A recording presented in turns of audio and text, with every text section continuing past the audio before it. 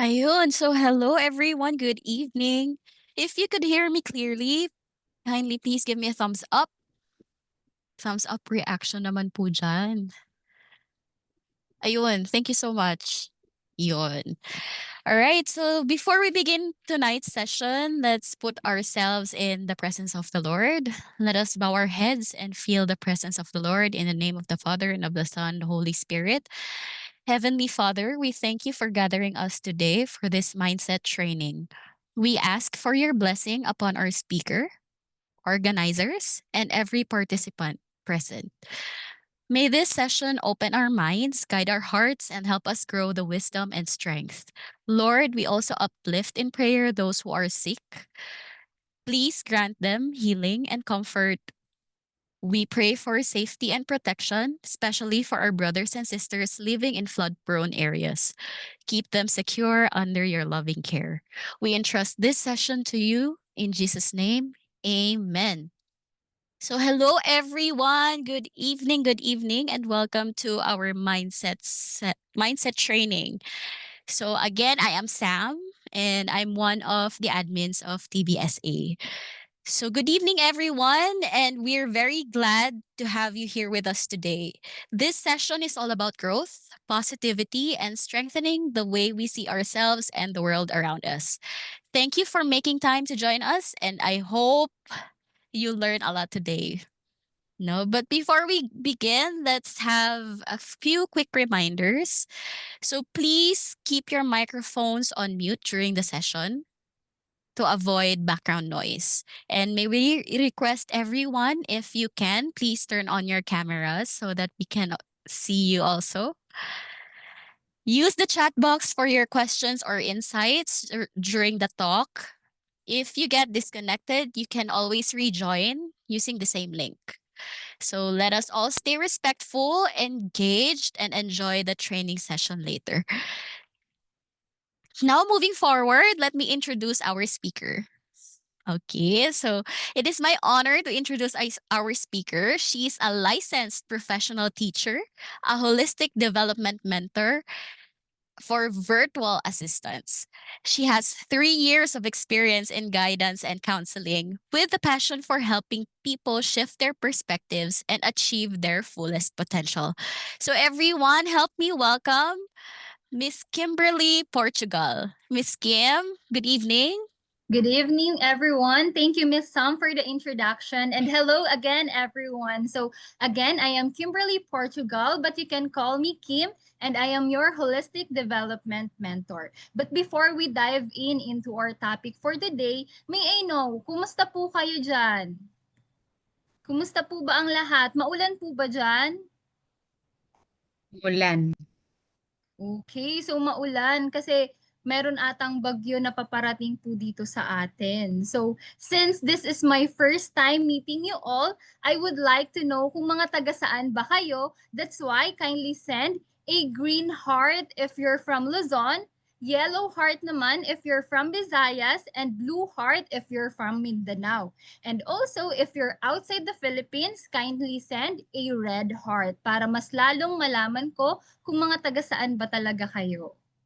So, merong from Visayas, merong from Mindanao, meron ding from outside the Philippines. So, merong red heart. Meron din from Luzon.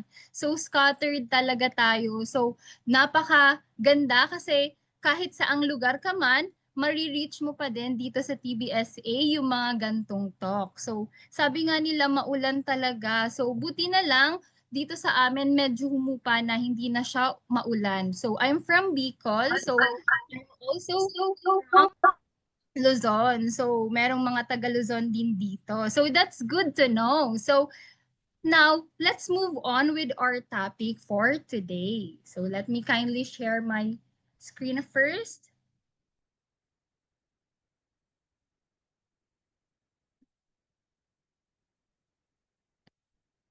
Okay, for a while.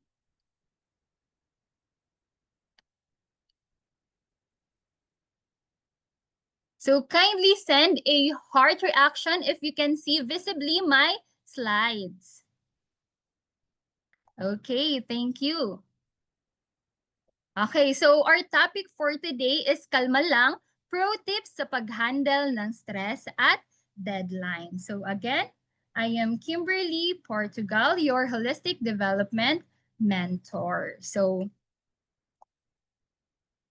before we move on with our topic, kindly send a thumbs up reaction naman if ever naka-experience na kayo ng pressure or stress, lalo na pag deadline. Okay, madami.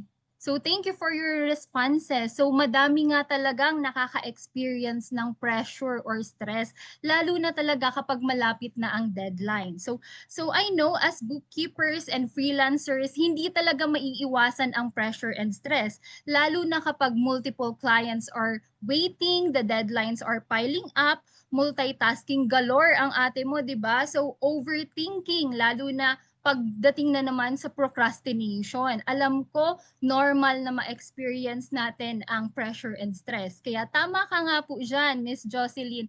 Normal na ma-experience natin ang pressure and stress, pero dapat alam natin kung paano ma-handle natin effectively yung pressure and stress natin. Kahit nakaka-experience tayo ng mga procrastination, the deadlines that are filing up, okay lang yon. Kasi good news, pressure and stress doesn't have to equal panic. That's why today, you'll learn how to shift from stress to calm focus. Kaya kalma lang, ito na po ang mga pro tips sa pag-handle ng stress at deadlines. But before we dive into the different tips that I will share to you later on, may I know naman, what's your go-to method to stay calm during a tight deadline? Ano nga po yung mga go-to method ninyo para maging kalmado kayo during a tight deadline? Kindly type it in the chat box. Okay, ice cream. Yung pagkain, di ba? Yung iba sa atin, stress eating. Okay, that's good to hear. May mga naglalakad. Okay, merong red horse din. Walking, idaan sa tulog. Okay, coffee. That's good to hear na meron na kayong mga go-to method na ginagawa nyo to make yourself calm, especially when deadline is fast approaching. Pero dadagdagan pa natin yan with the tips that I will share to you later on. Okay, breathing. K-drama. Ganun din ako, K-drama din. So, naglalaba. Okay, kasi 'di ba may mga tao na para maging kalmado yung isip nila, naglilinis sila, gumagawa ng mga gawain sa bahay. Now naman, let's do a quick self-check. But before you type your answers, teka lang po, kindly listen first. So on a scale of 1 to 10, how calm and focused do you usually feel when facing pressure? But before you answer, let me explain what the numbers mean so you can gauge yourself better. So if 1 or 2 yung ilalagay nyo means you're super stressed, overwhelmed, and can't focus at all. Parang sabog na sa dami ng iniisip. So 1 or 2 po yan. Now, if your answer is around 3 or 4, you're still struggling, easily distracted, and the pressure feels heavy. Now, kapag 5 or 6 naman, you're in the middle. Sometimes kalmado ka, sometimes you feel stressed. So, depende siya sa araw. Pero kapag ang answer mo naman ay 7 or 8, means you can usually stay composed, you can manage your stress, and keep your focus. But pag sagot mo ay 9 or 10, means you're solid rock. So very calm ka, laser focus ka, and your pressure doesn't easily shake you. So now, with that guide in mind, type your answers or your numbers. So don't worry, there's no right or wrong here. This is just for you to reflect where you are right now para mas matulungan ka pa namin or matulungan pa kita para ma-handle mo yung stress mo or pressure.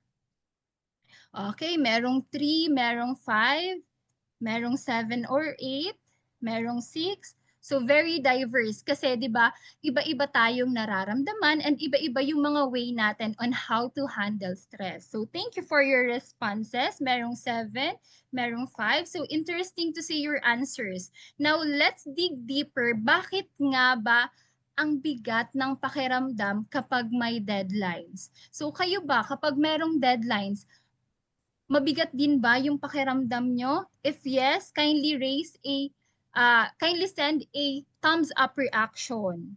Kapag may deadline ba, mabigat yung pakiramdam nyo? Okay, meron. Okay, kaya umalis din sa corpus si Ma'am Jocelyn kasi 'di ba yung deadlines, yung mga task. Okay, madaming nagsisend din ng mga reaction na thumbs up. You know, when pressure is high, our brain shifts into survival mode. Kaya instead of focusing, we tend to procrastinate or multitask with no progress. Kaya mas lalo tayong nababahala. Alam nyo, as freelancers and bookkeepers, madalas talagang nakakaranas ng tatlong common struggles na ito. So, yung mga common struggles na nararanasan ng mga freelancers and bookkeepers is first, stress from multiple clients at once. Now, sino dito yung merong at least 2 to 3 clients na sabay-sabay? Meron po ba? Kindly send a thumbs up reaction if meron. Sino na po kaya dito yung nakahandle ng at least 2 to 3 clients tapos sabay-sabay? Multiple clients at once. Okay, kindly send a thumbs up reaction if meron.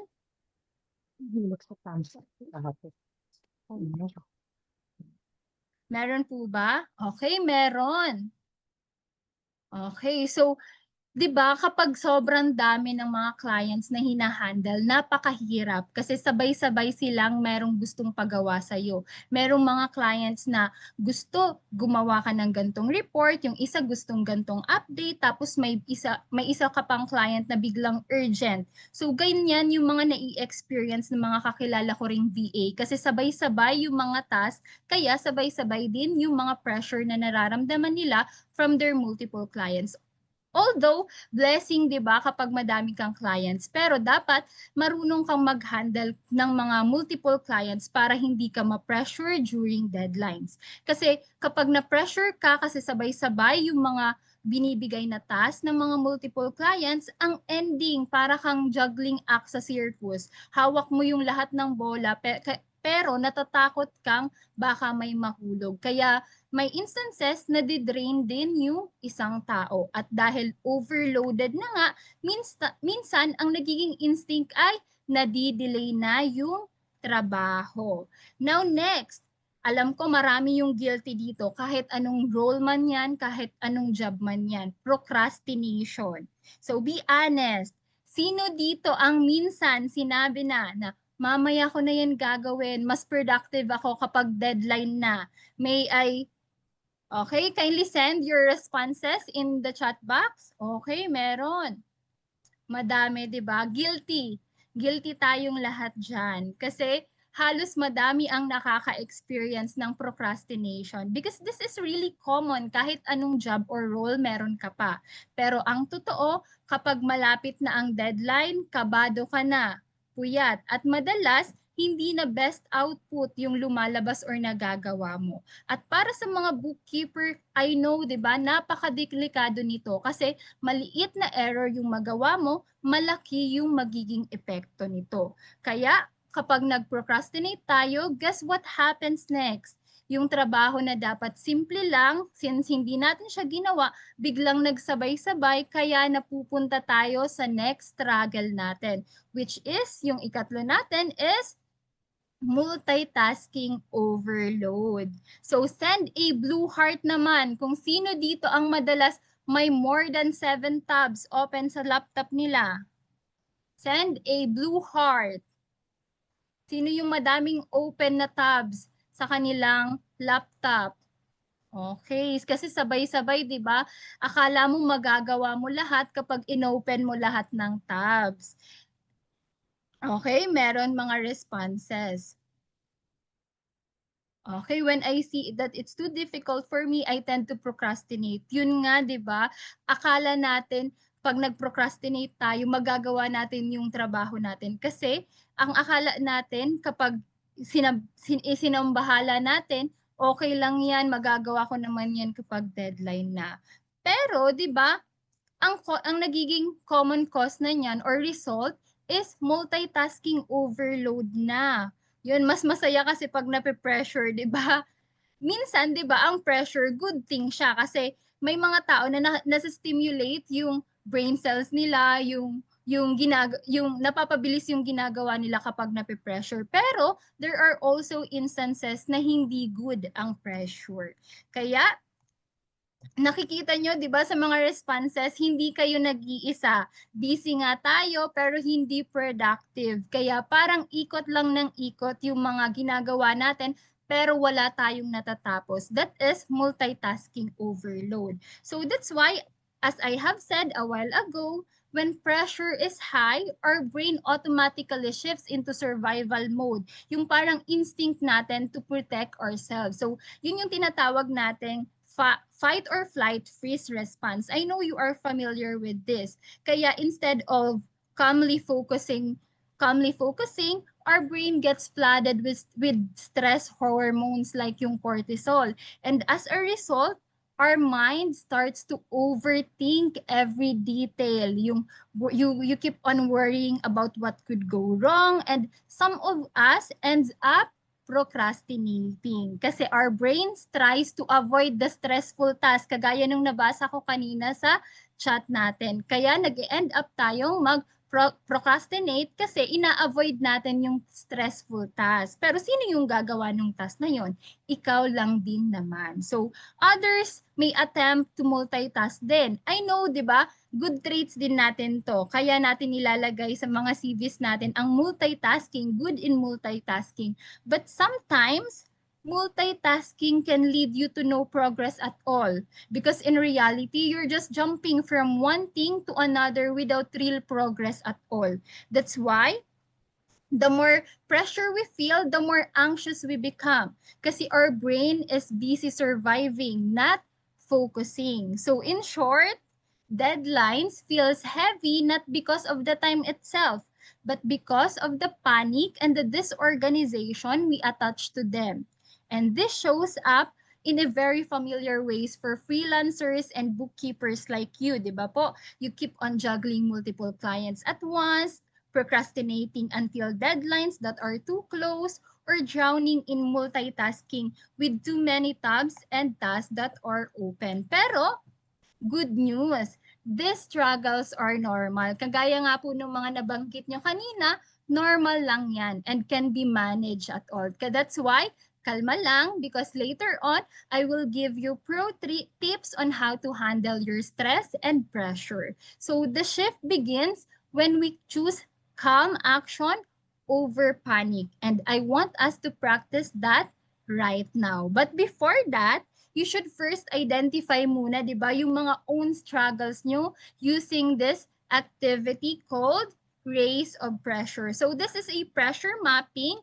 Now, I want you to grab a paper or you can open a blank document. So this is just a short activity for you para malaman nyo ano ba yung mga triggers, pressure points, or the stressors na nakakaapekto talaga sa inyo. So again, grab a paper and pen or you can also open a blank document in your computer. So sige nga po, I want all to participate in this activity.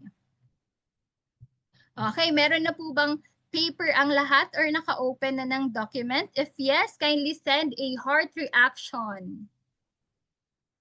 Okay, that's good to know. Okay, thank you everyone. So now, you will draw a circle in your paper para lang ding sun rays. So you will draw a circle in your paper and you will write me in the middle.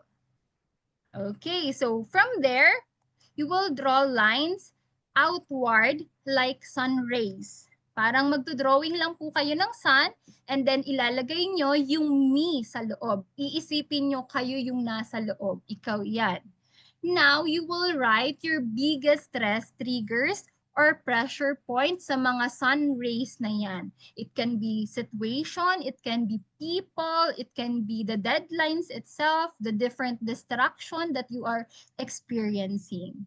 So, kindly write your biggest stress triggers. So sige nga po, kung naka-drawing na po, isulat po sa loob ng sun rays.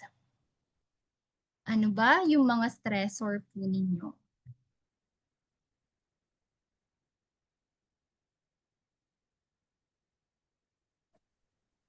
And once you're done, kindly send again a heart reaction.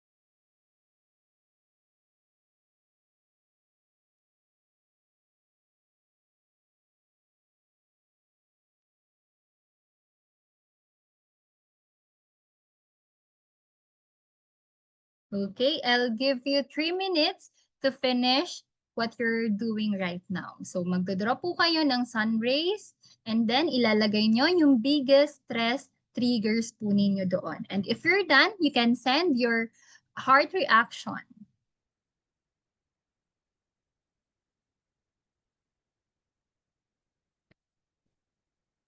Okay, meron nang tapos. Let's wait for others.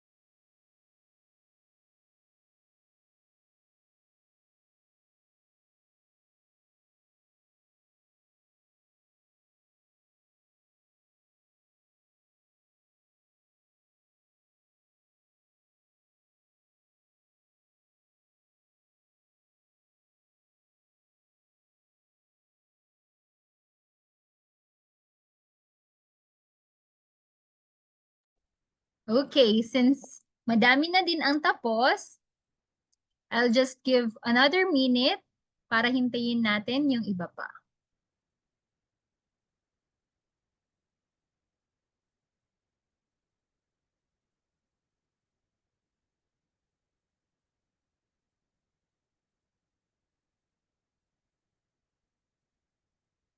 Okay, malakas din ang ulan sa inyo, Miss Michelle. So, keep safe everyone, lalo na sa gantong panahon.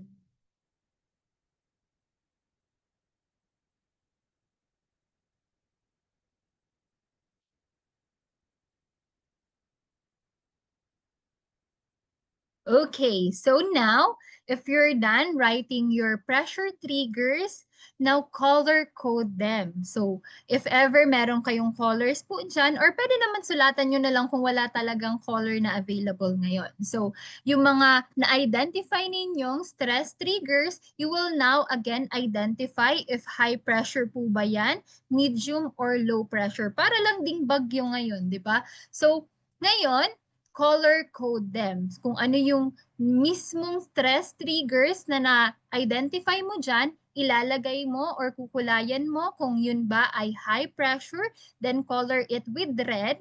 Yellow naman if medium pressure, and green naman if low pressure but recurring siya. Nangyayari pa din siya. Again, high pressure, red, kung grabe ang pressure na nafe-feel mo dun sa trigger na yon. Low, pag yellow naman, medium pressure, and green, low but recurring. So, pasulat na lang po or pa-color. Okay, scattered talaga po yung ulan, di ba po? Kahit saang part din, Luzon, Visayas, Mindanao.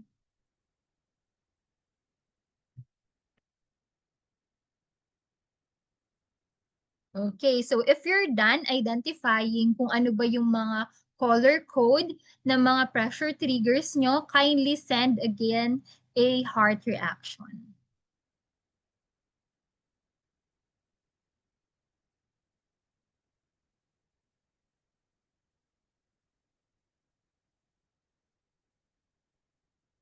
Okay, once you color code them, you will now circle your top 2 to 3 triggers. Ano ba yung pinaka top 2 to 3 triggers para sa'yo? Pwedeng dalawa lang, pwedeng tatlo, depende sa nararamdaman mo. So, top 2 to 3 triggers, kindly circle it.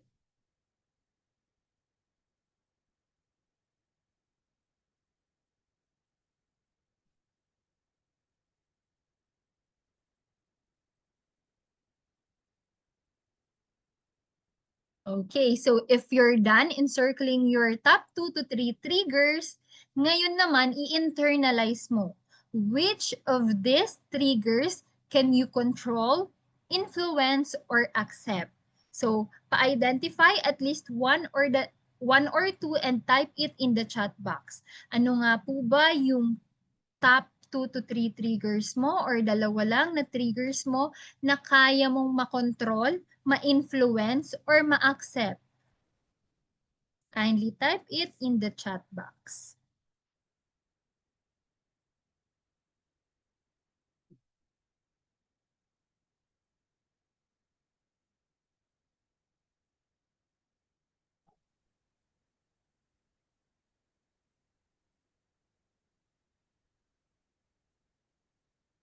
Okay, so basahin natin yung mga responses. Time, okay. Commitment, schedule, time. So merong mga common factors na dito sa mga sagot natin.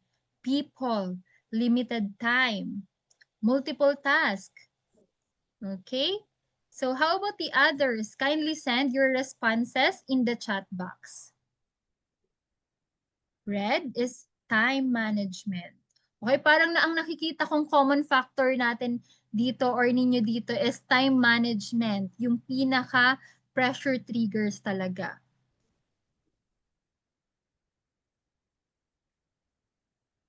Okay, how about the others? Okay, tapos na yung iba. Kindly send your answers in the chat box. Time management, unexpected, okay.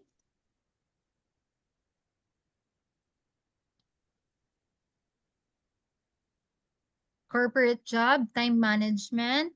Okay, yung nakikita ko talaga is common factor ninyo dito is time management. Now, may I call at least 2 participants to share us their race of pressure? Sino po ba yung brave soul dito sa ating mga secret keepers kung sino yung gustong mag-share ng kanyang race of pressure? Kindly raise a hand if you would like to share your race of pressure. Sino po ba ang brave soul dito? Yes po?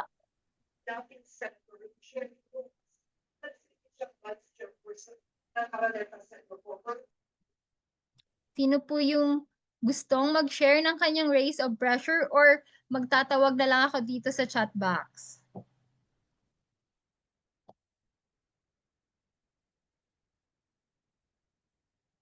How about you, Mr.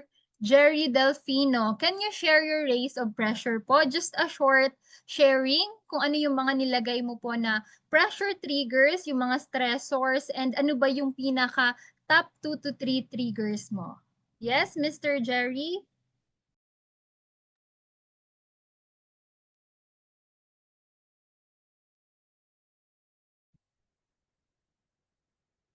Available po ba si Mr. Jerry na mag-share ng kanyang race of pressure?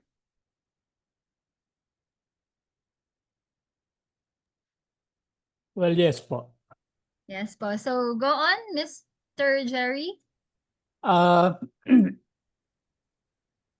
Mahirap kasi pagka kapatong-patong ng mga gagawin mo.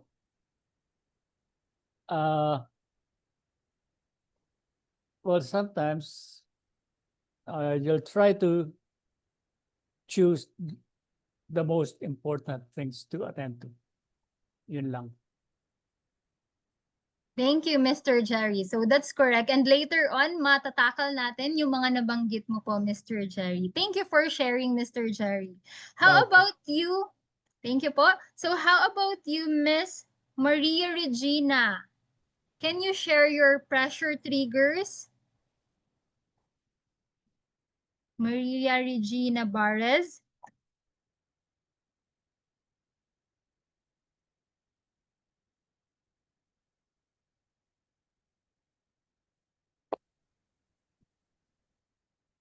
Go on po.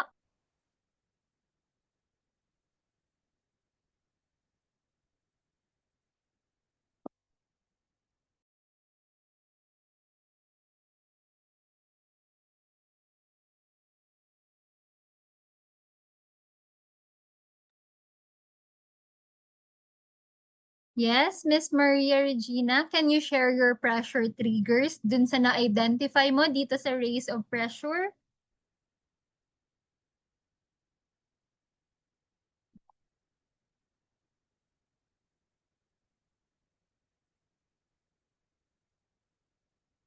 Okay, baka nagkakaproblema si si Miss Maria Regina. Yes po, volunteer. Miss Mary Ann Sirondo, thank you for volunteering.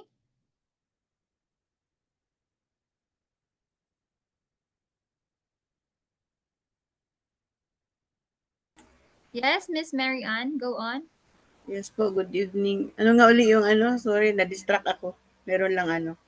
Okay lang po. So, di ba po nag-identify tayo ng mga rays of pressure ninyo? So, ano po yung mga top 2 to 3 triggers ninyo na na-identify at bakit? Ang top 2 ko lang yung time management, no? And saka yung deadline. Kung kailan yung deadline, saka mo pa gagawin. Yun, parang sometime manirisan mo na ba? Pero hindi naman sa lahat ng panahon. Pero kasi sa previous pagtrabaho ko kasi daltan ang ano ko, hindi lang isang position kundi daltan means lahat na ba? Pwede kang maglabas, papunta ng bangko, pwede doon sa BIR, and sa pag-process ng mga papers like doon sa Business Bureau, sa BIR, kaya doon ka nakakamit ng marami ka pang gagawin sa office, tapos naglalabas ka, kaya hindi mo din mapauto sa iba ang sa labas kasi ikaw lang man din ang may alam. Mahirap din magturo, tapos ang inutusan mo hindi rin makuha ang dapat na gusto mong linya ba. Yun lang po. Thank you, Miss Mary Ann. So, di ba po, napakahirap, di ba? Multitasking, ang dami mong ginagawa, yung Yes. time management, then lalo na kapag sabay-sabay. That's why it is important din po na thank you na nag-join po kayo dito sa ating talk kasi later on, I will give you tips kung paano ma-handle talaga natin yung mga deadlines, yung pag-multitask. So, ang tip ko lang muna sa inyo ngayon, you can imagine them as characters. Di ba? Yung time, yung deadlines, you can imagine them as characters in a video game. Parang iisipin mo, parang ticking clock siya, yung pwedeng sumabog na clock na pwede mo siyang kalabanin. So, iisipin mo para kang nasa isang video game na ikaw yung bida sa sarili mong video game at yung lahat ng mga yon na nai-encounter ninyo, yung mga pressure triggers, yung mga stressors ninyo, para lang din yung mga kalaban nyo sa isang video game na kaya nyo talunin. Kasi when you externalize them, kapag ganun yung naging view ninyo, you will feel less overwhelmed with every task that you may encounter. Now, thank you everyone for sharing in this short activity. So that's good to hear na alam nyo kung ano yung mga pressure triggers ninyo para later on, alam natin kung paano ninyo ma-handle effectively yung mga stressors and pressure triggers ninyo. Now that you've mapped out your personal pressure points and stressor, we will now talk about how to handle it by shifting our mindset when stress starts to rise. So let's talk about our first mindset shift. So from panic to calm action. So the truth is pressure will always be there. 'Di ba? Sabi nyo nga kanina, pressure, stress is really normal. It's common. But remember, the goal is not to eliminate it, but to respond to it differently. Because sometimes we tend to be in a panic mode, which most of the time may sounds like, I can't do this is too much, napakahirap, hindi ko to kayang gawin. Sino mga guilty niyan? Kindly send a heart reaction. Sino mga guilty dito sa panic mode? Okay, 'di ba? Merong mga guilty dito kasi minsan may mga times na hindi din talaga naiiwasan 'yan, na nagiging panic mode na tayo. So, but when you learn how to shift your mindset into calm action, you will surely learn how to say, okay, step 1 first, then followed by step 2. Pero so how can you do this? So, you need to break down the mountain because when you panic, you see the whole task at once. Kasi nagpapanik ka kasi madami yung mga gagawin at hindi mo na alam kung saan ka magsisimula. Kaya you spend a lot of time sitting in front of your laptop. Nakatulala ka na lang sa laptop mo. Hindi mo napansin, 1 oras na pala yung nakalipas pero wala ka pa din nagagawa kasi nasa panic mood ka. But you know what? What's the solution? Slice it into smaller steps. So example, instead of thinking you will finish this full reconciliation, you can reframe it into calm action. Okay, step 1 muna, you will gather the receipt, then followed by step 2, sort by category, and then step 3, you will input your transaction. So each small step lowers your mental overload. Because remember, when we panic, it usually starts in the mind. So we replay the what ifs, the worst case scenario, and even 1,000 of unfinished task. Iniisip mo na din yan. That's why overthinking feels like drowning into your own thoughts. So your brain is stuck in a loop. Parang ikot-ikot lang talaga siya. But calm is not found by just sitting and thinking harder. Because calm lives in the moment. The moment you take even a small action like writing down your priorities, you stand up, stretching muna, and after that you may start the 5 minute you may start your task for 5 minutes, and that's the time you interrupt that cycle of panic once na gumagawa ka na, gumagalaw ka na. Because action signals your brain that you're in control.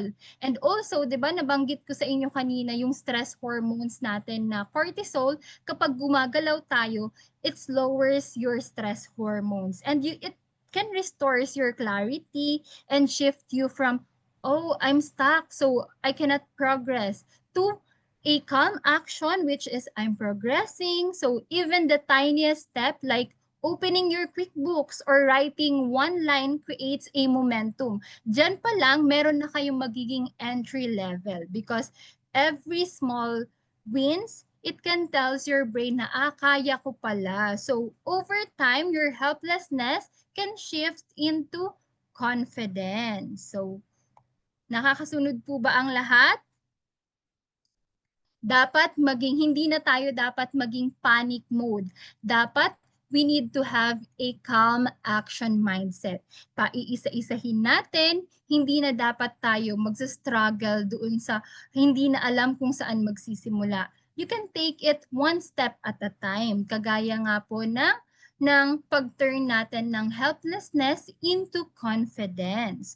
Now, you've learned how to quiet panic by focusing on the next small step. But sometimes, panic isn't the only enemy, di ba? Sabi nyo nga kanina, hindi lang talaga panic ang nararanasan, kundi yung overload. And that's where the second mindset shift comes in. So, eto na yung second mindset shift natin, from overload to structured focus. So let's talk about overload. Have you ever opened too many tabs on your laptop, tapos biglang naghang? Parang ayaw na mag-cooperate yung computer or laptop mo kasi kasabay-sabay niyang pinipilit na i-process yung lahat kasi ang dami nang naka-open na tab.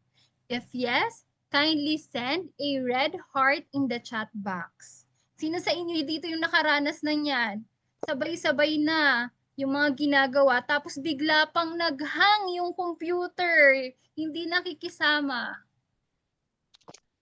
Okay, so madami 'di ba? Hindi natin alam bakit nagkakaganon. Kung kailan madami kang ginagawa, saka naman biglang naghahang na yung computer kasi sabay-sabay mo nang ino-open yung mga tabs kasi nagpa-panic mode ka na. So real talk lang. That's our brain works the same way kagaya ng computer natin because when we juggle too many tasks at once, our brain is trying to hold everything at the same time. Ano yung nagiging ending?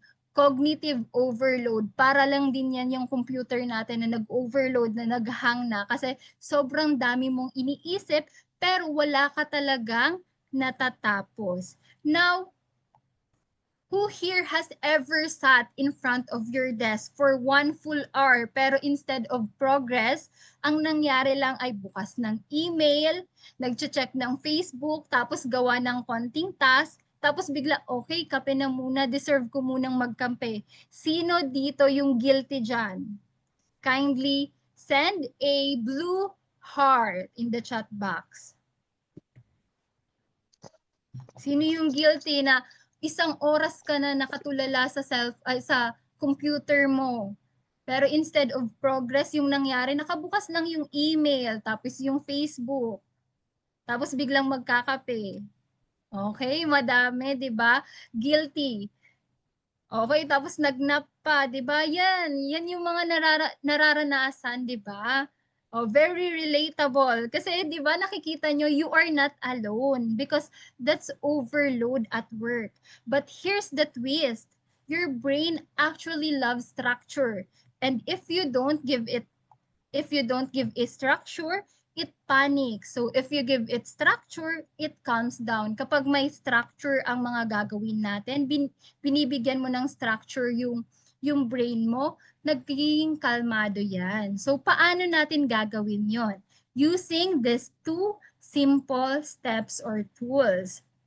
The first one is prioritization or the 80-20 rule. I know familiar na naman kayo dito sa prioritization, di ba? Kasi kanina, a while ago, na may nakabanggit na dapat alam mo kung ano yung ipaprioritize mo. Ano ba yung urgent or yung important task? Because remember, not all tasks are equal. You should know how to prioritize first which task is urgent and which task is most important as of the moment. So think of it this way. So if you have 10 plants, di ba? Meron kang 10 plants.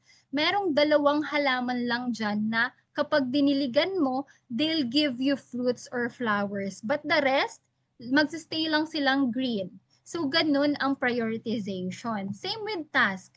Kung saan ka dapat mag-invest ng energy, dun ka dapat makakakita ng biggest results. And that's the 80-20 rule. So remember to focus on your 20% of the task na makaka-create siya ng 80% of your result.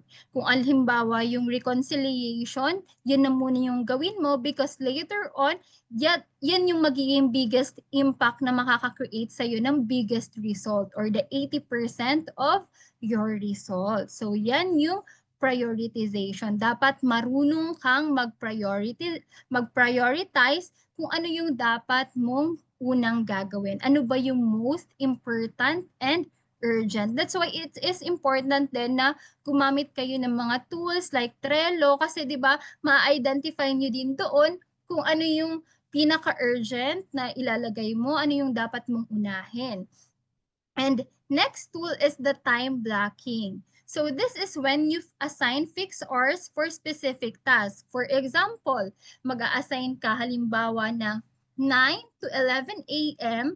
Yung i-assign mo na task dyan is your client's reconciliation. So yun muna yung gagawin mo in this specific time. So 9 to 11 a.m. Tapos naman, kapag 1 to 2 p.m. naman, ito naman, answering emails, yung responding emails, yung mga gagawin mo. And then, kapag 2:30 to 4 p.m. naman, ang gagawin mo naman payroll. So, at least, meron kang time blocking. Alam mo kung ano yung mga susundin mo at alam mong ito lang yung focus na gagawin mo in this specific time. That's why it is important na alam natin yung deep work sprints or yung Pomodoro din, di ba? Kasi by telling this, you're telling your brain muna na, okay, relax lang. You don't need to hold everything right now. You need to focus lang dito sa specific task na ito. So if you do this, less switching, less stress, and more progress yung nangyayari. Yes, that's correct din po, Mr. Ryan. Take a short break. Kaya nga po, importante din itong deep work sprints, di ba? Nabanggit ko kanina sa inyo, meron siyang mga interval because you need to work in focus sprints. Halimbawa, for 30 minutes, ito lang yung task na gagawin mo. So halimbawa, reconciliation for 30 minutes, ito yung gagawin mo. Then after 30 minutes, you will take a short break. So that's one Pomodoro for you, and do it again. Ulitin mo ulit yun. So another 30 minutes and then short break. In that way, you are more focused and there's a progress that is happening. Hindi ka na lang nakatulala sa iyong computer. So think of it like the interval training at the gym, 'di ba? Sa gym, 'di ba, kapag nagti-training ka kung gusto mong pumayat, dapat meron kang mga interval din. Kagaya lang din yan ng paggawa natin ng trabaho natin. Dapat focus ka lang dito sa specific task na ito and ito lang yung specific time na ibibigay mo, and then after that, you will have an interval or a short break. So, ibig sabihin, hindi ka bugbog, pero steady ang progress mo. So, the next time you feel overloaded, remember, it's not about doing everything at once. It's about giving your brain the structure it craves through prioritization, time blocking, and deep work. So, tama nga po kayo. Yes po, that's correct. Mr. Ryan, practice deep breathing. Kaya later on, meron din akong ipapagawa sa inyo regarding breathing. Yes, yan ang ginagawa mo, Miss Elena. Interval work so you can use time blocking. Di ba? Very effective yan yung mga ginagawa ninyo. So that's good to hear na meron na kayong ginagawa na mga paraan on how to handle your pressure and stress. That's why I want to share to you a story that you can ponder or pwede din maka-inspire sa inyo on how to handle your stress triggers, your pressure. So this strategies of mindset shift is really effective because one of my friend applied this technique. So she is Darla Soto. She is a social media manager who also runs her recent business, and she also experienced this kind of mindset shift. So Darla, with multiple clients giving her tasks at the same time, pressure and stress is always part of her job. Instead of panicking, she stays organized using tools like Asana, Trello, and Notion, and she prioritizes tasks based on urgency and importance. Also, she also makes sure to communicate clearly with her clients so expectations are set. So for Darla, stress is normal. She treats it as a motivation to keep going, but when things feel too overwhelming, she knows when to pause, take a break, and recharge to prevent burnout. 'Di ba? Parang kayo lang din yung mga sinishare nyo dito. Ganon din po yung nangyari kay Darla. So, she is a social media manager and yung sabi niya sa akin, meron siyang Philippine-based yung hinahandle niya. So, meron siyang as of the moment 13 clients. Imagine 13 sasabay-sabayin mo in 1 month. So, meron siyang mga premium client, meron mga premium package, meron naman yung mga basic package niya lang na nagpo-post, answering emails, pero yung iba mas complex. So imagine 13 clients ginagawa mo sabay-sabay. So there are certain times na makaka-experience ka talaga ng pressure, burnout, kasi sabay-sabay na. Minsan yan, may bigla ang papagawa. Pero sabi niya, she stays on track. She stays on track dahil nga dito sa gantong mindset shift na gumagamit siya ng time blocking, alam niya din kung ano yung mga dapat niyang i-prioritize. And also, clearly, nakikipag-communicate siya sa kanyang client. So, para alam ng client niya, ano ba yung mga expectations? Ano ba yung expectation ngayon and ano ba yung dapat niyang ma-deliver? So, at the same time, nakakatulong din kay Darla yung mga afternoon walks. Kaya may times din na nag-aaya yan sa akin na in the afternoon, afternoon walks. So, it is important na alam mo paano mo ma-handle yung mga stressors mo, yung mga pressure mo. Kasi nga, sabi nga natin, pressure and stress are normal. Kaya nga, di ba, minsan, it's a good thing din na nakaka-experience tayo ng pressure. Kasi ibig sabihin, kapag nape-pressure ka, ibig sabihin may trabaho ka, may ginagawa ka, may client ka. So, it's also a good thing. Kasi hindi natin talaga mai-eliminate ang pressure. But what can we do is to handle it effectively and differently using the different mindset shift. So you can notice the difference, right? So instead of trying to carry everything at once, we give structure to our work and suddenly it feels lighter, kagaya kay Darla. But here's something new. So what if we don't just organize pressure, but actually reframe it into something more fun? So that's our third mindset shift. So ito yung third mindset shift natin, which is from pressure to play mode. So sino sa inyo yung naglalaro ng mga mobile games? Kindly send a green heart o ML. Okay.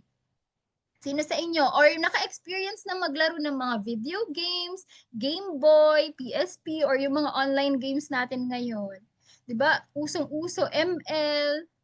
Kahit ako dati naglalaro din ako ng ML, Battle Mini Royale. Okay, so meron, 'di ba? So, yun yung gusto ko din na maibigay sa inyo na mindset shift from pressure to play mode. So, how does it works? So, oftentimes we see deadlines as heavy burdens, right? But what if we treat them like levels in a game? So, para tayong nasa game mode, play mode tayo. So, every task is equals to a mission.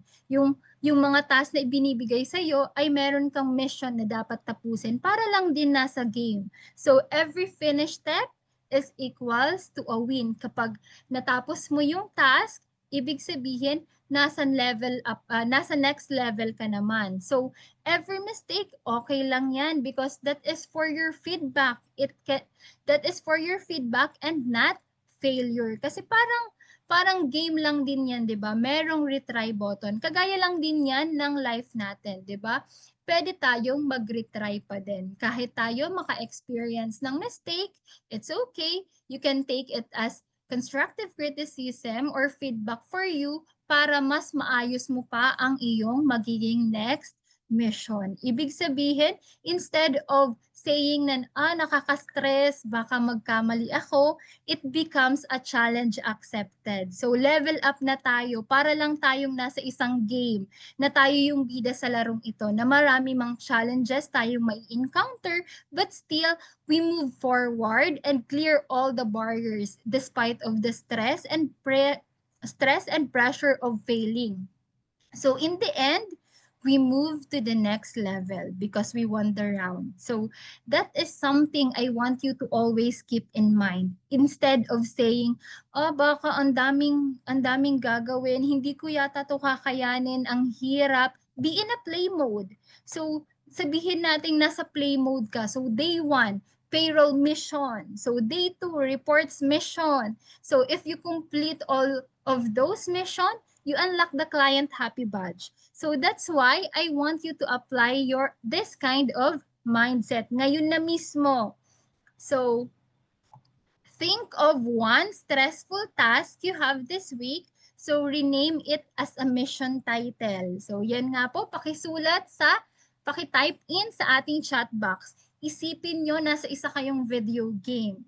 So think of one stressful task that you have right now and rename it as a mission title. Okay, kindly type your answers in the chat box. For example lang ha, so handling receipt. So yan yung task mo ngayon, di ba? So be in a play mode. Ilagay mo sa sticky notes mo or sa sa Trello mo, ilagay mo the receipt quest. So iisipin mo, it's more fun na tatapusin mo yung mission na to kasi nasa play mode ka, mas gaganahan ka. Now it's your turn. Kindly write it in the chat box. You can be creative kung ano man yung gusto nyong ilagay dyan na mission title ninyo. Like halimbawa, another example, halimbawa, submit your report. So, pwedeng sabihin mo na, operation, 0 errors in my report. So now, it's your time. Kindly type it in the chat box.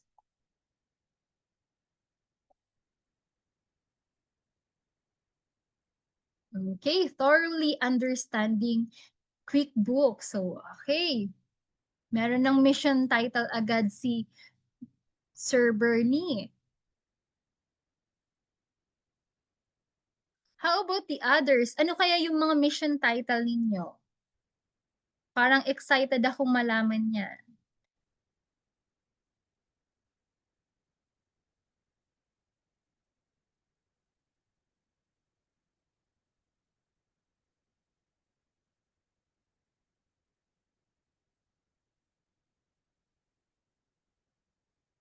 Okay, kay Miss Sam, mission, unlocking week 4. Okay, kay Sir Ryan naman, tax deadline, mission accomplished. Wow, very good naman talaga si Mr. Ryan. So, portal journey, adventure, progress, focus to finish. Di ba napaka-creative? So, na gumagana lalo yung brain cells natin and at the same time, mas lalo tayong gaganahan na gawin yung mga tasks natin kasi meron tayong mission title na nasa play mode tayo. How about the others? Kindly send your responses in the chat box. Ano kaya yung mga creative mission title ninyo dyan?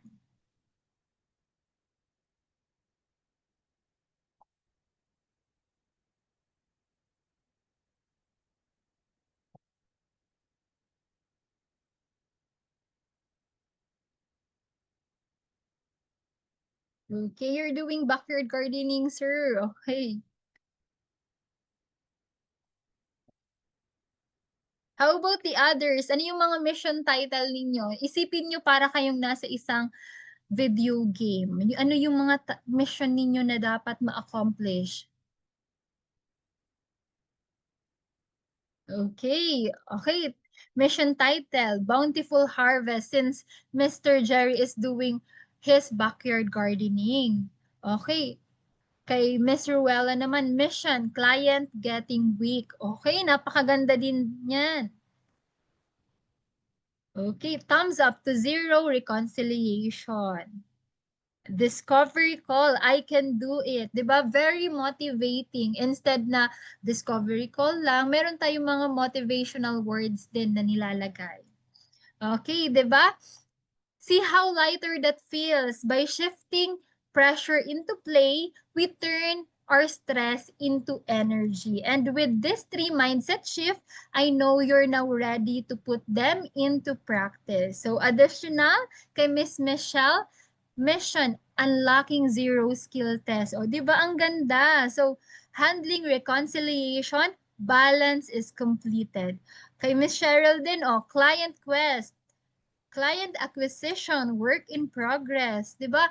Ang gandang basahin din, and ang ganda din na isipin natin na nasa play mode tayo, na meron tayong goal or mission na dapat magawa para makapunta tayo sa next level. So ma-clear natin yung mga barriers, yung mga challenges or yung mga struggles through the different mindset shift na mga nabanggit ko, yung tatlong mindset shift natin. So I hope na nakatulong sa inyo yung mga mindset shift na yon. Okay, zero bookkeeping skills to zero skilled. Okay, ang ganda din yan, Mr. Chris, di ba? From zero bookkeeping skills to zero skilled, thanks to TBSA din. So, di ba, ang gandang pakinggan and ang gandang isipin na meron tayong mga goal.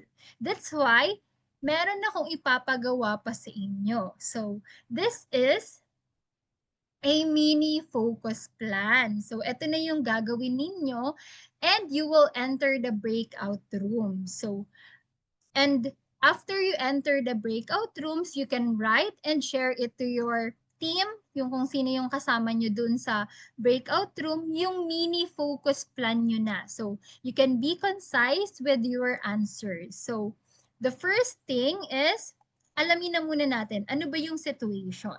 So imagine you have 3 days to finish a client's reconciliation. So you will answer these 3 questions for yourself, and then after that, you will share it to your group mates. Kasi later on, I will call kahit isang brave soul na secret keeper sa mga kada breakout room later pag bumalik na kayo dito sa ating main room. So what are the questions? First is, what is your first steps? Ano ba yung gagawin mo muna kapag meron kang gantong situation or scenario? Kasi gagawa ka ng focus plan. You have 3 days to finish a client's month's end reconciliation. So what's the very first step you'd take? Number 2 question, what time of the day are you most focused? Saan ka ba mas focused na oras? For some of you, it might be early morning with fresh energy pa, but for others, it can be late evening para quiet na, di ba? So depende sa inyo.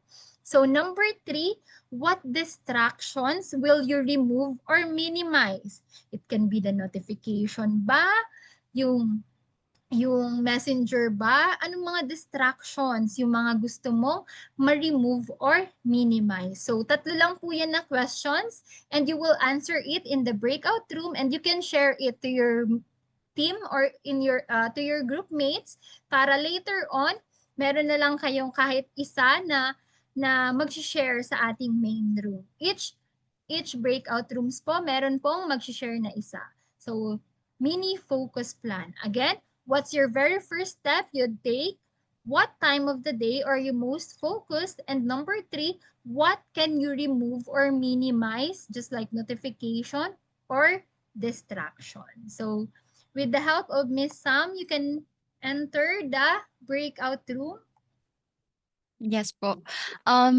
You may also take a screenshot regarding the questions so you know what to talk about during your group discussion. And there will be 4 to 5 participants per room and random po ito and it will now start assigning you. So pa-accept lang po once nag-pop sa screen niyo. Thank you. Thank you, Miss Sam. So you have 15 minutes to talk among yourselves regarding your mini focus plan.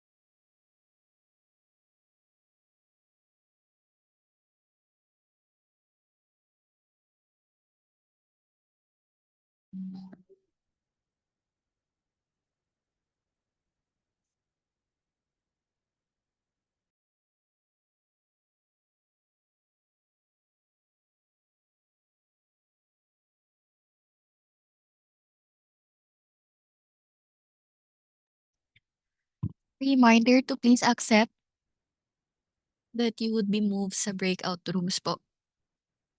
Thank you.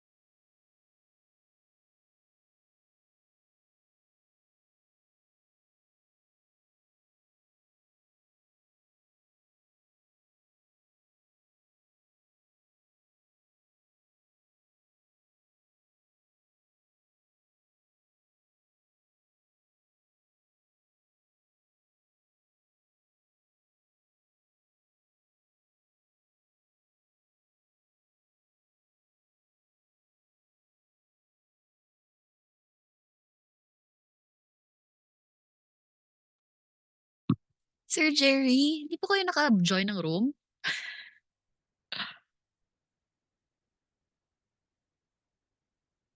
Wala Eto, yung ano, yung window ng eto po. breakout room. Hold on. Lagay ko kayo dito.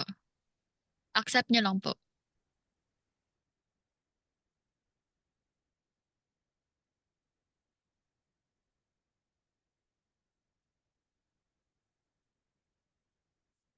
Ayun. Miss Kim, ilang minutes po sa'yo? Left sa timer niya. Wait lang. Ay,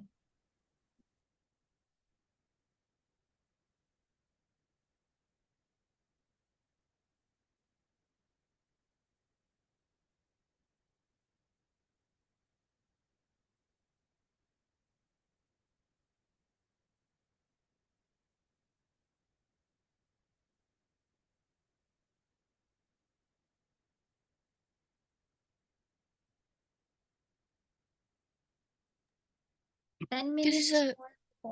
10 minutes, okay. Apo, 10 minutes more pa po. Sige. Please let me know lang, miss, kung i-ano na natin sila. I-close na natin. Okay po. Sige. Pero i-check ko po, pupuntahan ko po sa mga room if ever nakashare na din po sila halos lahat. So, pwede nating ibalik na sa main. Sige po. Tapos CR lang ako mabilis, miss. Thank Sige you. po. Thank you po.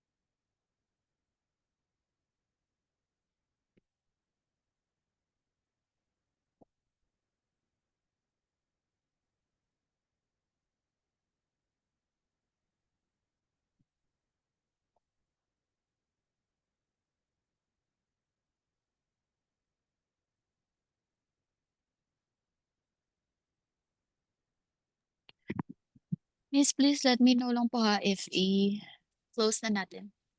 Pag 8:21 po, Miss Sam. Sige.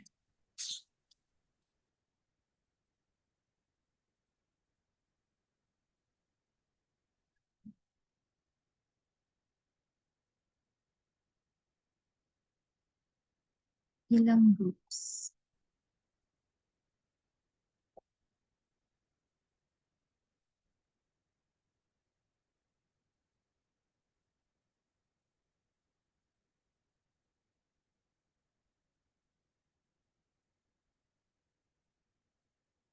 Fifteen. Miss Sam, is it okay na at least hindi ko sila lahat ma-share? Kasi 15 groups po pala. So instead, sasabihan ko na lang sila na they can post their answers sa group page natin. Yes, pwede po. Pwede po Sige. call lang kayo siguro ng isa, dalawa for tonight. Then others can share na lang sa group ng takeaways nila. Sige po. Ayun, thank you. Thank you po. I-close ko na, Miss. 21 na po.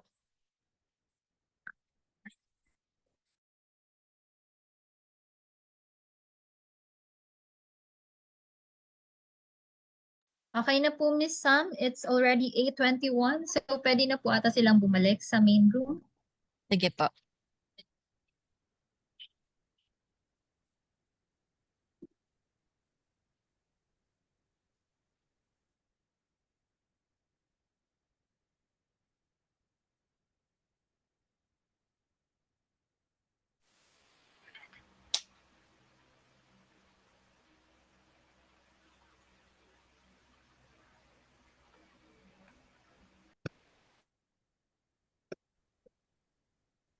Gusto kong spaghetti. Amo rin akong kaon.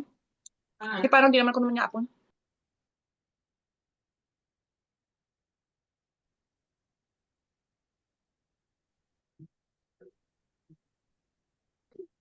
And seconds.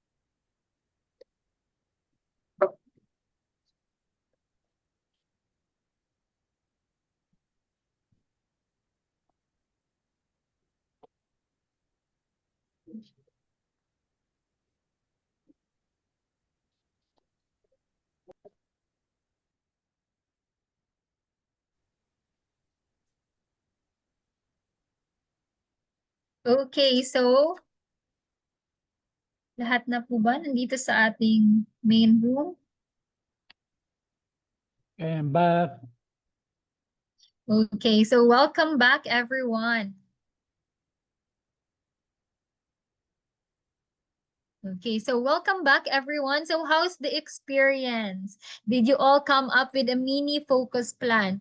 But sorry because hindi ko lahat matatawag muna ngayon sa kada room because of time constraint. But later on, you can share your mini focus plan sa ating community or sa ating Facebook page para doon babasahin ko kung ano nga ba yung mga mini focus plan ninyo para sa situation na ito. But before that, hihingi muna ako ng at least 2 representative to share their mini focus plan. Sino yung gusto na maunang mag-share ng kanyang mini focus plan and ano ba yung experience during the breakout room? Anyone? Sino po ba yung brave soul sa inyo na gustong maunang mag-share ng kanyang mini focus plan and ano nga ba yung mga napag-usapan ninyo? Ano nga ba yung experience during the breakout room? And I see some volunteers.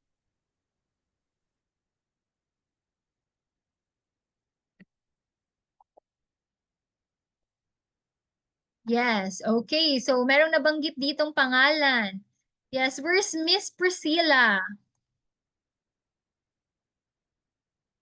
And then ang next is si Sir Chris. So, dalawa na muna po for today's session. But later on, pwede nyo po yan i-post sa ating Facebook page. So, ikaw muna po, mauna, Miss Priscilla. Can you share your mini focus plan? How's the experience during the breakout room?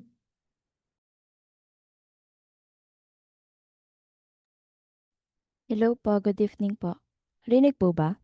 Yes po, naririnig po. Go on, Miss Priscilla. Okay po, dun sa first question po na what's the very first step you'd make? So, pare-pares po yung naging answer po namin na you prepare yung supporting documents like yung mga bank statements and credit card statements. Hindi naman po kami makakapag-proceed nang wala yung mga supporting documents.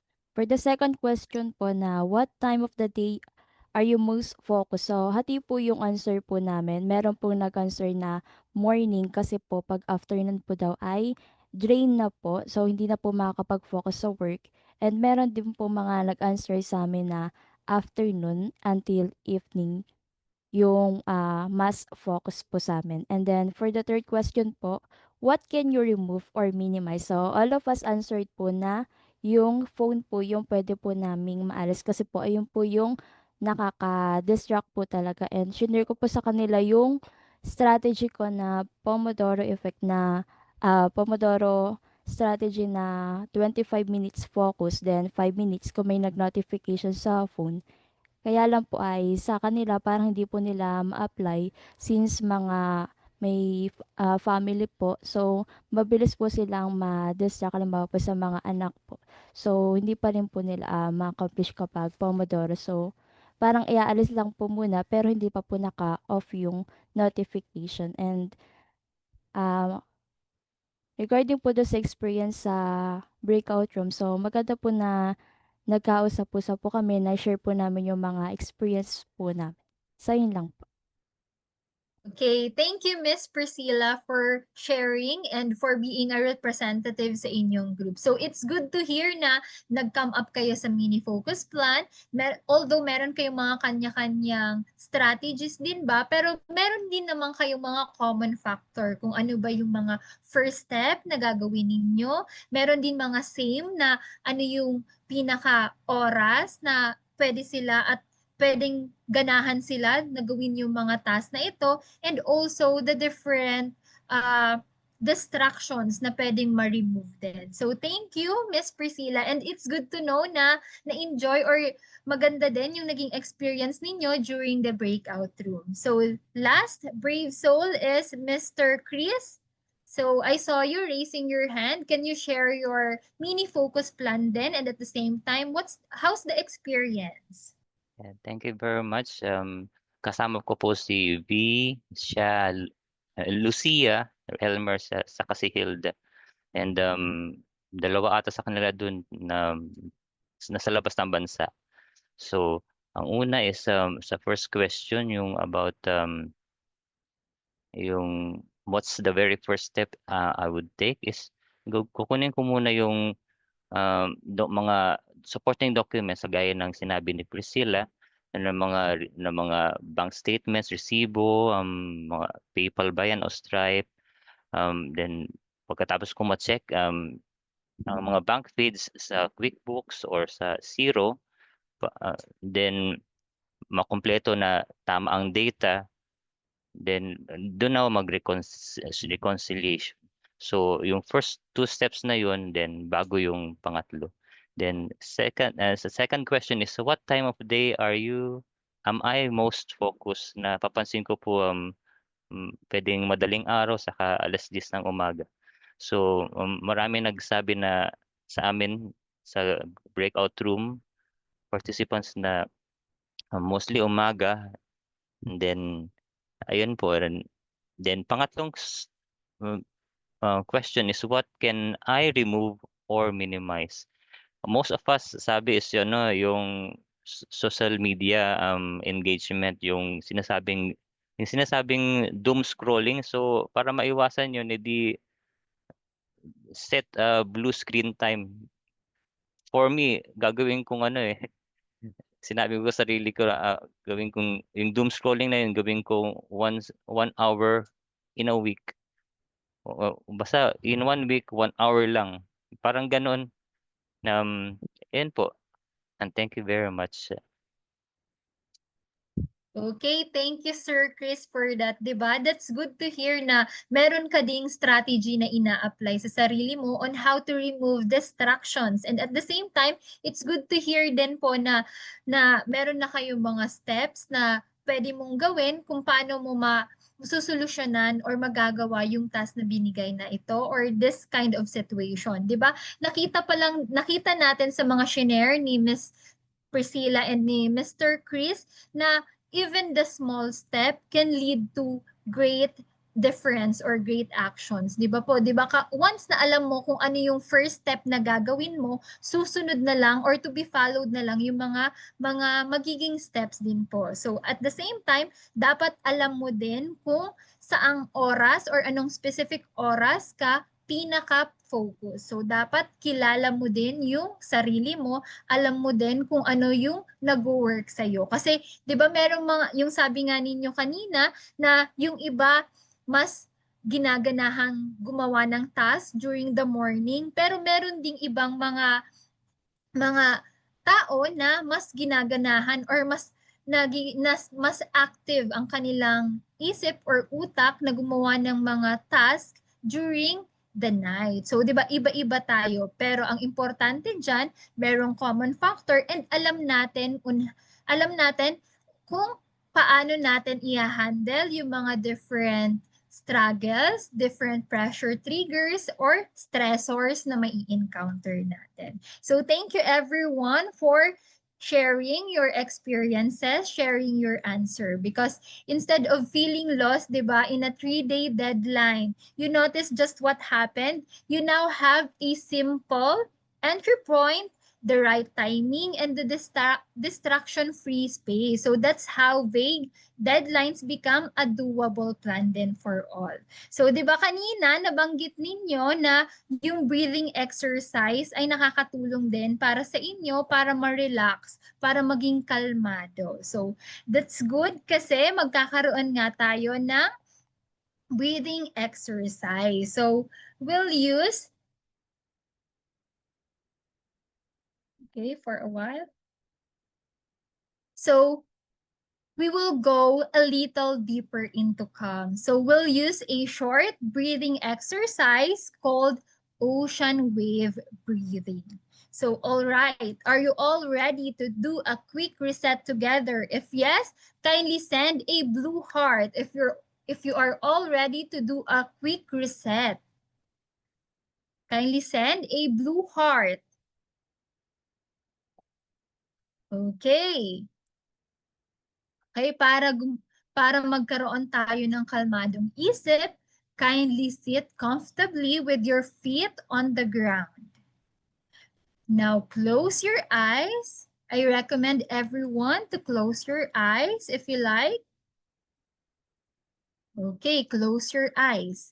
So now, imagine that you are standing on a quiet beach. Isipin nyo, nakatayo kayo sa isang beach. Diba? Napakakalmado. The gentle waves are rolling in and out. So you will inhale through your nose 4 counts, and if you inhale, that's the time the wave rises. And then after that, you will pause for 2 seconds. That's the wave pauses at its peak. And then after that, you will exhale slowly through your mouth for 6 seconds. And that's the wave rolls back and smooths the sand. So let's do it. So inhale, wave rising. Exhale, wave receding. Again, inhale using your nose. Exhale. Again, inhale, wave rising. Exhale, wave receding. So you can do this in your home if you feel stressed, if you feel pressured at any moment, you can apply the ocean wave breathing. Again, inhale,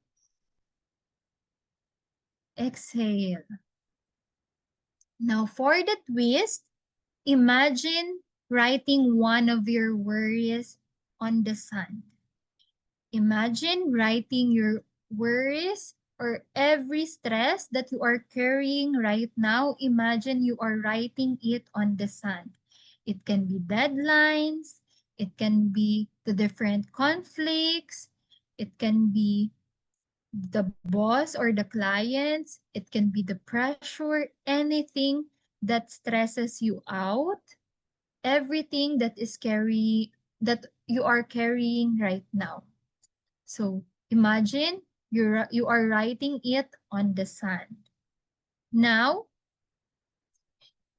see the next wave washes it away completely. Now, imagine lahat ng mga sinulat mo sa sand, mawawash out lang yan ng wave. So again, take one last deep breath in. Inhale. Let it go. Exhale. Again, inhale. Exhale. Okay, so when you're ready, slowly open your eyes. So yan po, pwede nyo yan magamit all throughout kung kapag nakakaramdam kayo ng stress, ng pressure, para pakalmahin nyo yung sarili nyo. Just do the deep breathing technique or the ocean wave breathing. Just think that you're a wave and all your worries will be washed out kasi nasulat mo na siya sa sand. So this way, you don't just calm your body. You symbolically release what's weighing you down. Just remember, when we calm the body, the mind follows. So when we both are steady, deadlines lose their powers over us. So may I ask, what do you feel after the activity? So anyone? Ano ba yung nararamdaman ninyo after the activity, after the session, after all of the talks that I have shared to you? Anyone? Kahit isa lang po, ano yung nararamdaman mo today? May I see a raise of hand or a volunteer?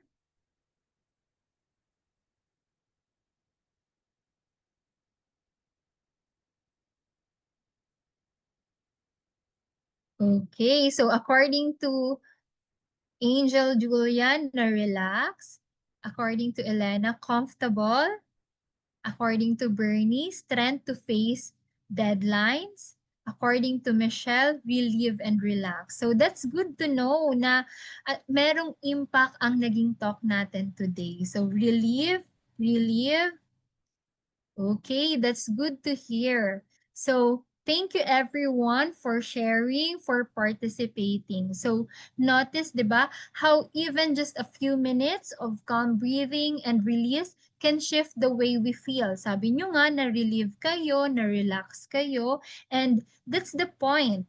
Stress doesn't always need a grand solution because sometimes it's these small practices, just like ocean wave breathing, that create the biggest difference. So when we know how to handle our stress, magiging kalmado lang tayo. Kaya kalma lang because yung mga natutunan nyo ng mga tips, pwede nyo yon na magamit para masolusyonan or ma-relieve yung stress and pressure na nararamdaman ninyo.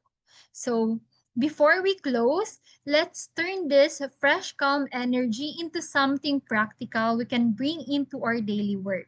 Kaya kalma lang, kaya mong ma-handle ang stress at deadline. So now, type it in the chat box. 1 strategies that you will use this week to stay calm and focus under pressure or when you're encountering stress. What specific strategy na natutunan nyo na pwedeng ma-apply ninyo that you will use this week to stay calm and focus under pressure or when you are encountering stress? Okay, type it in the chat box.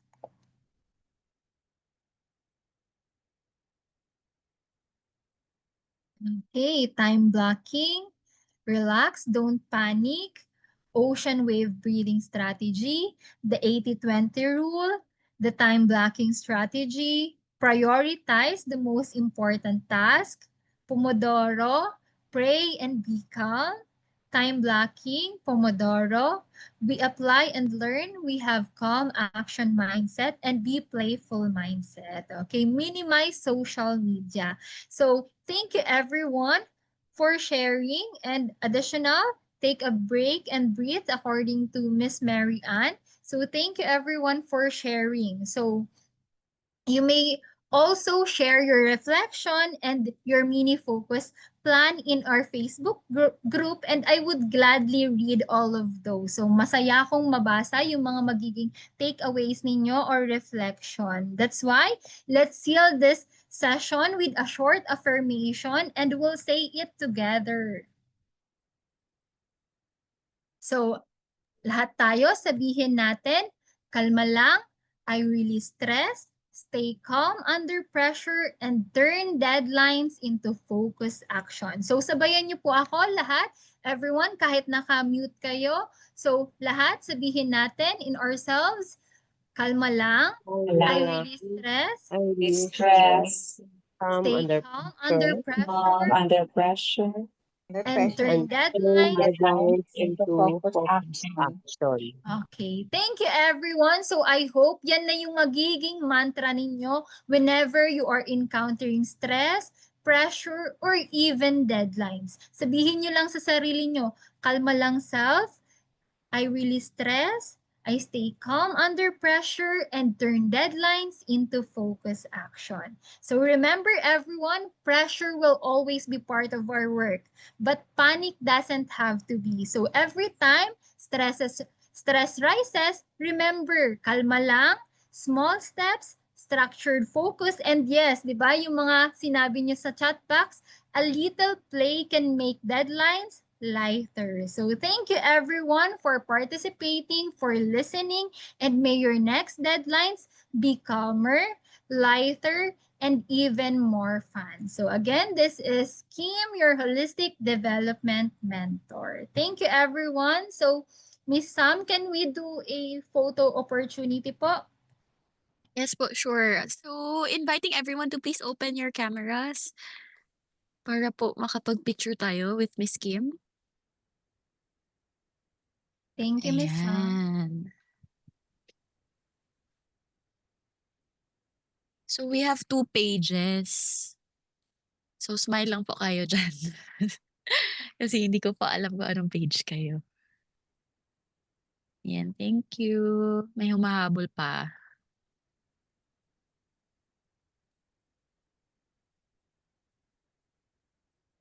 Ayan. Okay, wala na Thank po you, Miss ba? Sam. Wala na? Meron pa? Okay. Okay, so smile lang po kayo kasi 2 pages ito. Ready? 3, 2, 1, smile! Okay, we done with the first page. Wait lang po for the second page. Ayan. Ready? 3, 2, 1, smile! Okay. All Thank you, Miss good. Sam. Thank you everyone. So thank you po and stay safe everyone, lalo na po sa panahon ngayon na napakaulan, may bagyo ata. So wherever you are, stay safe, and thank you everyone for participating and have a good evening. Thank you po. Bye-bye. Good night, everyone. Night po. Thank you. Thank you. Keep safe.